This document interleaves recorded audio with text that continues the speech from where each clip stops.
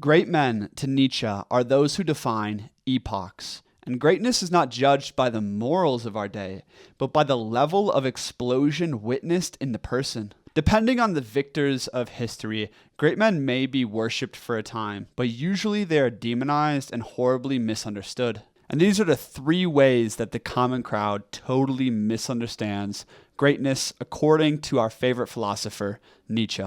The first misunderstanding of great men is their source. It is not their intelligence or talents or discipline that makes them great. They are the product of instinct. It was not any mundane factors that produced the likes of Michelangelo and Napoleon. They were the product of tremendous unconscious force, an impulse so transpersonal that you could call it a god incarnating. Greatness does not come from the man as much as from the ephemeral power that grips him. Behind all greatness, you'll find a quiet desperation, a restlessness, an overwhelming impulse towards the pinnacle. And this is what is responsible for all secondary qualities like someone's discipline. In our pagan past, these men of great instinct would have been called loved by the gods or possessed by a great daemon, and I think our ancestors were closer to the mark. Nietzsche's great men are essentially those who become vehicles for a stored up unconscious force, a manifestation of collective will. Quote, "Great men, like great ages, are explosives in which a tremendous force is stored up. Their precondition is always historically and physiologically that for a long time much has been gathered, stored up, saved up, and conserved for them, that there has been no explosion for a long time." Nietzsche wrote these fateful lines in Twilight of the Idols, 25 years before the outbreak of World War I and then World War II, the greatest explosions ever seen in the history of humanity. And the central explosion of that whole era wasn't any bomb. It was Hitler. Now, I wouldn't consider Hitler to be great as in good whatsoever, but he was undoubtedly great in the Nietzschean sense, the most explosive man since Napoleon. Nazi esotericists and later psychologists like Carl Jung believed Hitler was a living embodiment of Wotan, the old god of the Germans, the god of war, wisdom, and death, the god who now took his vengeance through his avatar. I believe each man is responsible for his actions, and this is no apology video for Hitler. But realize, the highest sort of men don't seek to act, they seek to incarnate. From Krishna to Achilles to Alexander the Great to Shakespeare, greatness is the product of transpersonal forces that find their expression in man. In fact, this is the foundational quest of all paganism and religions or esoteric religions out there, is to become a living embodiment or an avatar of God. It really just depends on which gods you worship. The next thing people don't understand about greatness is that it's amoral, meaning the impulse transcends morality.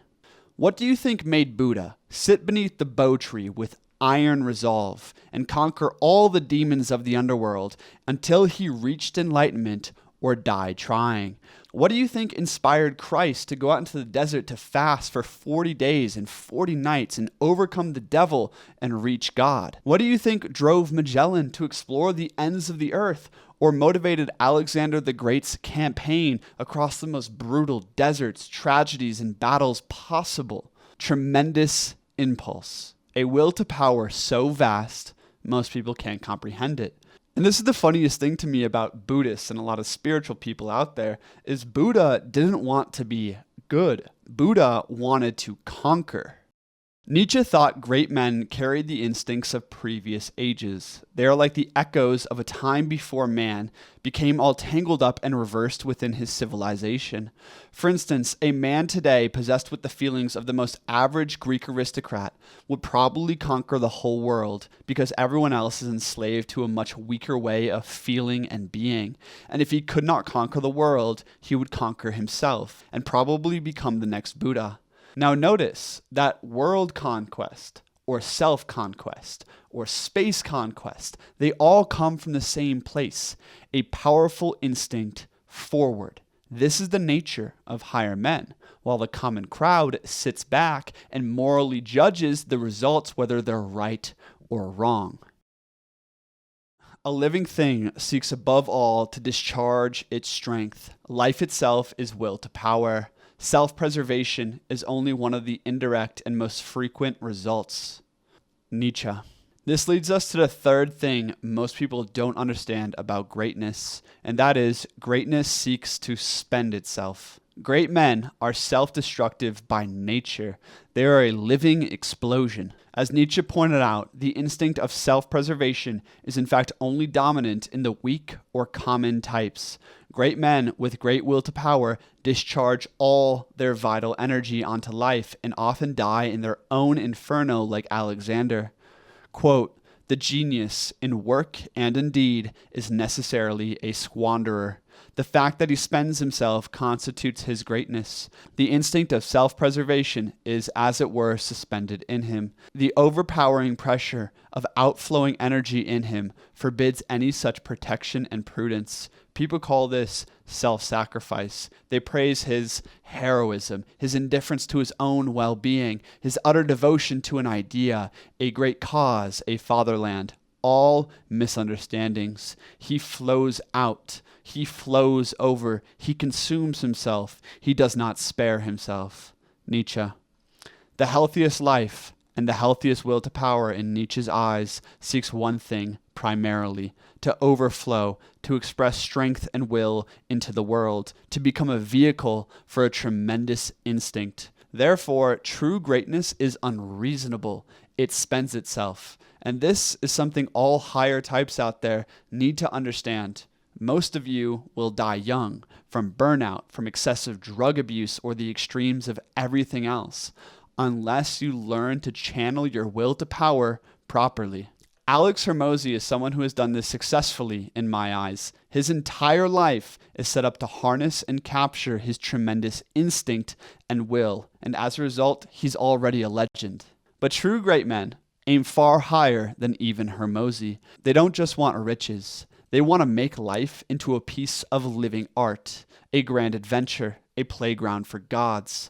And because they grow so distant from the common man and the herd morality, greatness is almost always misunderstood. And yet, a deep part of most people respect it. All of our fantasy books and myths are about it. The unconscious part of humanity celebrates the necessity of great men, because it is only the great and glorious individuals that actually move the human species forward. Without them, all would be de-evolution. I believe in our lifetimes we will see the greatest events and greatest men ever in human history, and this will become a rallying point for all higher types. That's just my prediction, and I made a whole video about it here. I'll see you over there. But before you head over there, there's a link below for the Men's Academy. I'm creating an online group to discuss these ideas and apply them with brothers. Come find your brotherhood, my friends. And if you are a leader who wants to start a YouTube channel like this, there's a mastermind I'm starting for 2025. Link for that also in the description. See you over there. Peace.